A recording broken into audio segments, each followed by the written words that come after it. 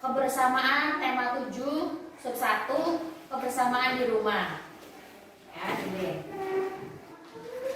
Tujuan pembelajaran dengan mendengarkan dongeng dan mengamati teks bacaan siswa dapat menyebutkan isi dongeng fabel dengan percaya diri.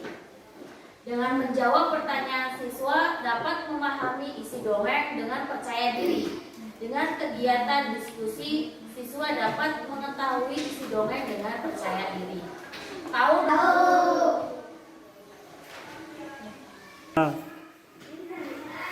Nih, Ibu bawa contohnya soal sub 1 tentang kebersamaan.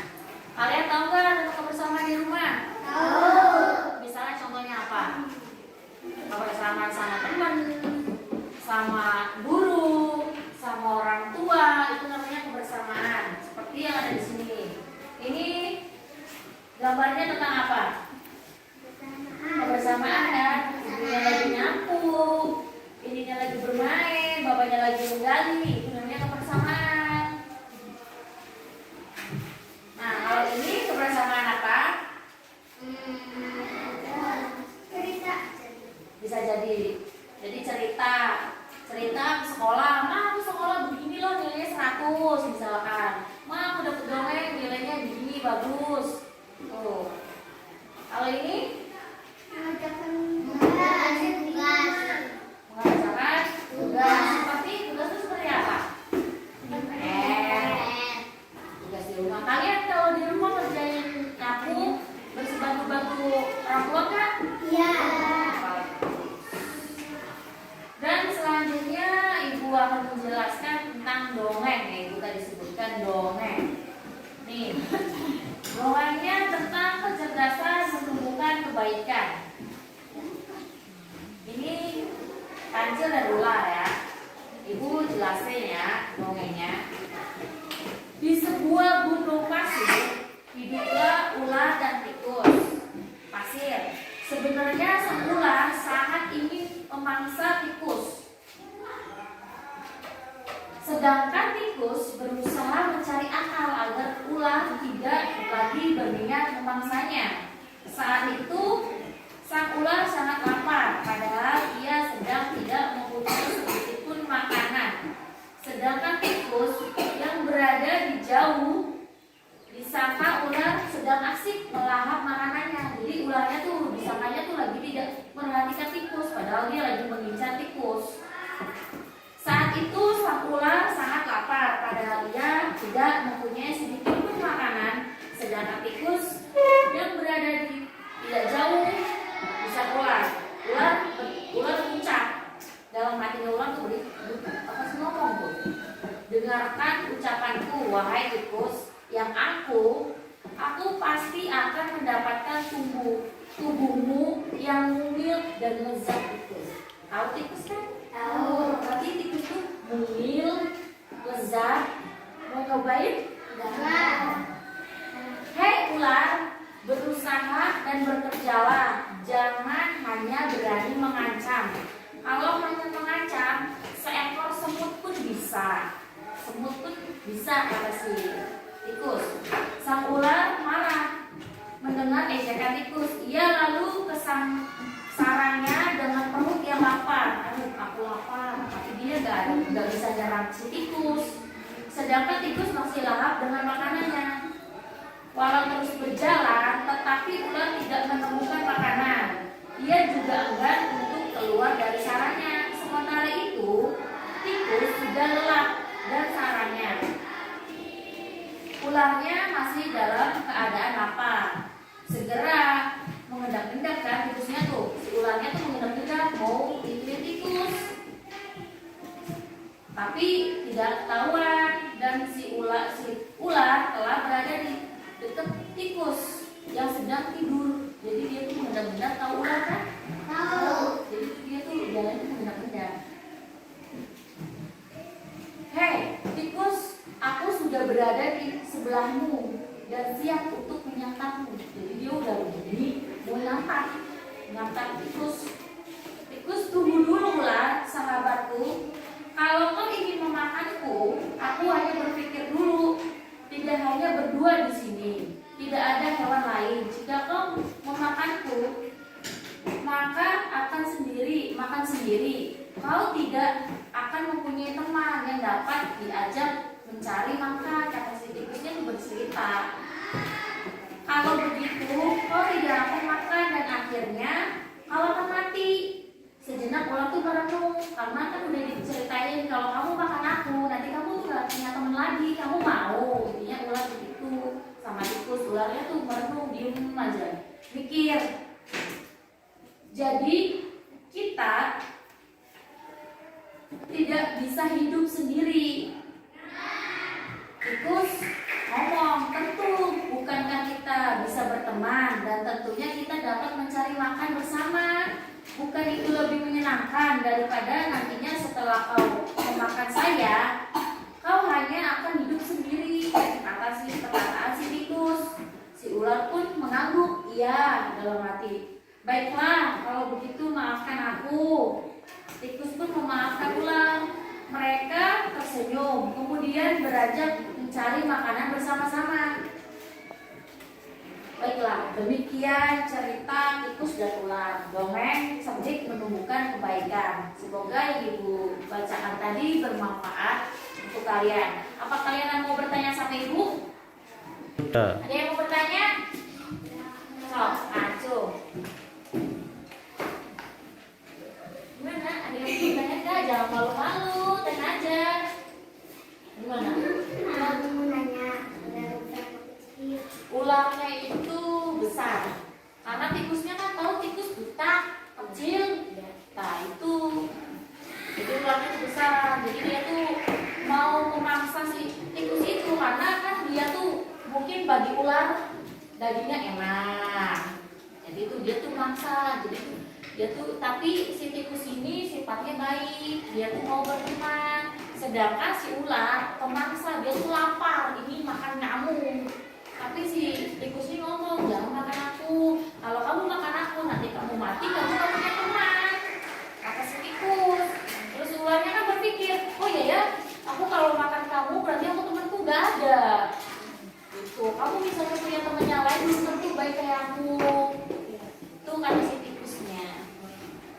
Ada yang mau bertanya lagi? Ya. Udah cukup? Udah paham? So, mau nanya apa Putri? Apa? Nanya apa? Apa jangan lupa? Tanya aja, jangan malu-malu.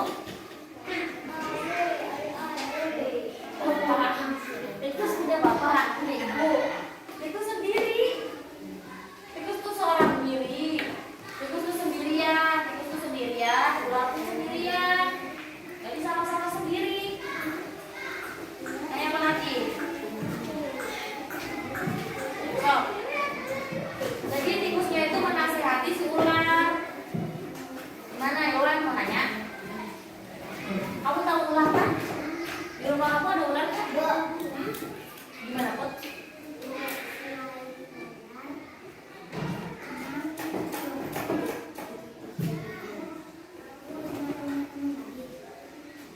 Tikus tuh sebenarnya temennya banyak, cuman ular kan hanya memaksa tikus. Jadi yang menjadi sasarannya itu tikus. Makanya tikus tuh bilang, kalau kamu memakan aku, kamu bakalan punya teman. Karena tikus tuh temennya banyak, sedangkan ular kan sedikit, satu. Kalau dia makan teman-temannya, dia gak ada temennya.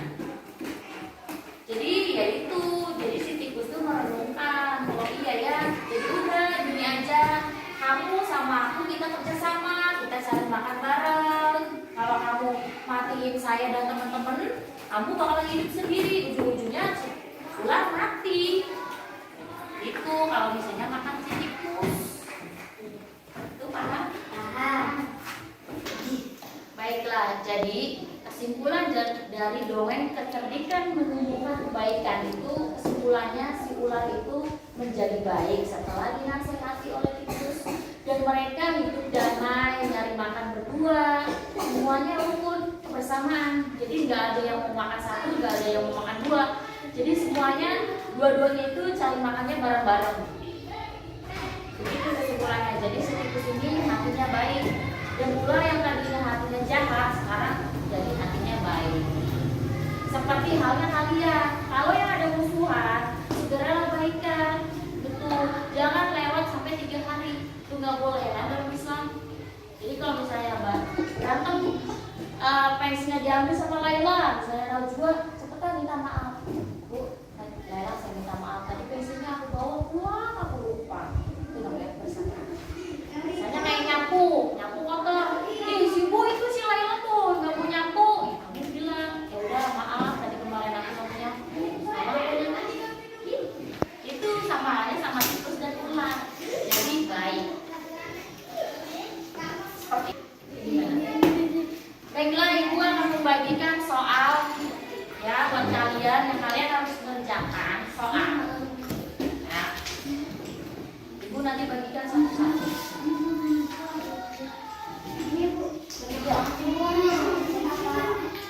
Iya, nanti Ibu bagikan soal buat kalian. Kalian amati. Iya, dikerjakan. Ini satuan ya.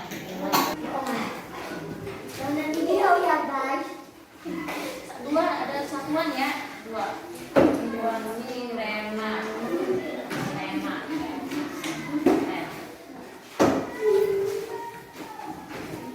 Kalian belum dapat? Ada yang belum dapat? Kerjain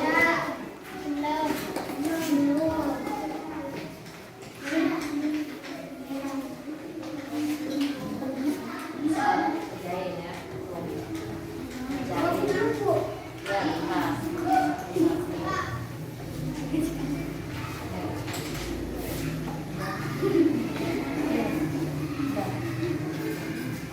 Kerjakan dulu, kasih nama, dilihat-lihat gambarnya, dilihat-lihat. Nanti kalau udah bilang sama Ibu udah. Udah? Paham? Ada yang nggak paham? Kalau nggak paham bisa tanya ke Ibu.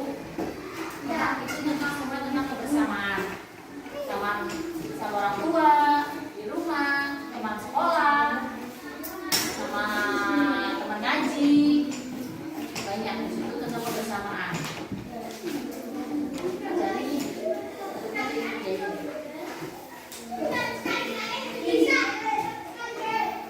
Kerjain dulu ya. Kerjain. Iya, pelan-pelan saja sama apa-apa. Kerjain.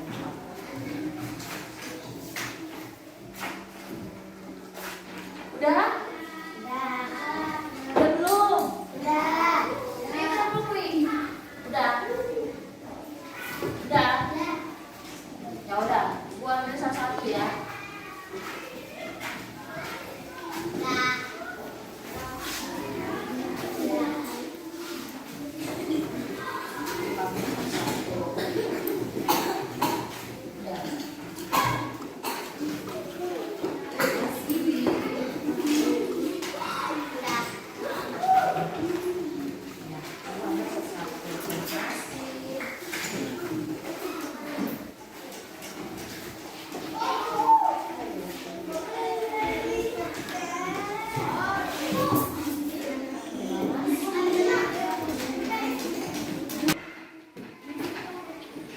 Ini yang Ibu tadi kasih soal buat kalian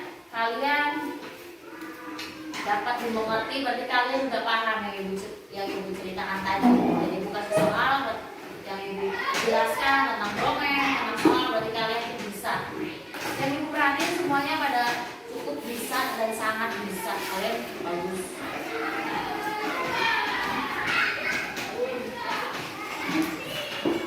Baiklah. Sekiranya seperti itu, terima kasih atas waktunya. Ibu mohon maaf jika ada salah ucap, ada salah kata, atau salah pembahasan. Ibu mohon maaf. Sama-sama belajar, Ibu juga masih belajar, kalian harus belajar. Bila perlu lebih dari Ibu, kalian harus lanjut seperti itu.